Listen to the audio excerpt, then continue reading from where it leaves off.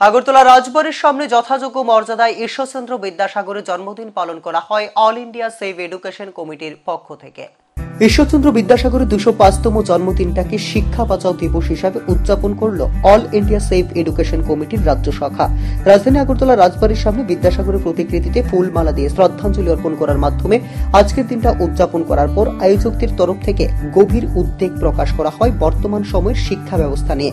বিশেষ করে এই সময়ের মধ্যে প্রতিনিয়ত শিক্ষা ব্যবস্থার উপর বা সর্বজনীন শিক্ষা ব্যবস্থার উপর আক্রমণ সংঘটিত হচ্ছে বলে অল ইন্ডিয়া এডুকেশন কমিটির পক্ষ থেকে উদ্বেগ প্রকাশ করা হয়। পাশাপাশি আগামী দিনে যাতে করে ভারতবর্ষের শিক্ষকের যথাযথভাবে পরিচালনা করে ঈশ্বরচন্দ্র বিদ্যাসাগরের প্রতি প্রকৃত অর্থে শ্রদ্ধাঞ্জলি অর্পণ করা হয়, সেই আবেদন রাখা হয় আজকের এই উদ্যোগ থেকে। আপনারা জানেন আজ ২৬শে সেপ্টেম্বর পরাধীন ভারতবর্ষের নবজাগরণের অন্যতম পথিকৃৎ ঈশ্বরচন্দ্র বিদ্যাসাগরের আজ ২০৫তম জন্মদিবস।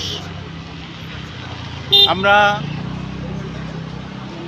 All India save education committee সারা ভারতবর্ষেই তার এই জন্মদিনটিকে আমরা শিক্ষা বাঁচাও দিবস হিসেবে পালন করি। ত্রিপুরা রাজ্যেও আমরা আজকে এই দিবসটি উদযাপনের জন্য শিক্ষা বাঁচাও দিবস হিসেবে উদযাপনের জন্য আমরা এখানে মিলিত হয়েছি। আমরা মনে করি বিদ্যাসাগর পরাধীন ভারতবর্ষে শিক্ষা বিস্তারের জন্য,